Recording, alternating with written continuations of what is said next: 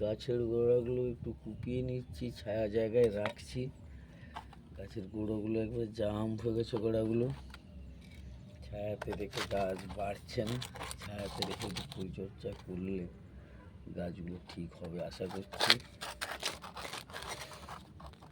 সকাল থেকে লেগে পড়েছি গাছের পেছনে, দেখা যাক কি হয়।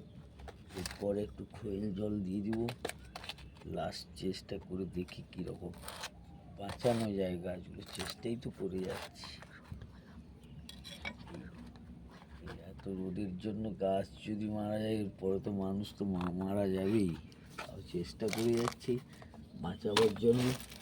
যদি বাঁচাতে পারি আমার নিজেরও ভালো লাগবে, পরিবারের সকলেরই ভালো লাগবে গাছগুলো বেঁচে থাকলে। এত পরিশ্রম করছি গাছগুলোর পেছনে, রোজ জল দেওয়া, রাত্রে সকালে, এইভাবে পরিশ্রম করেই চলছি।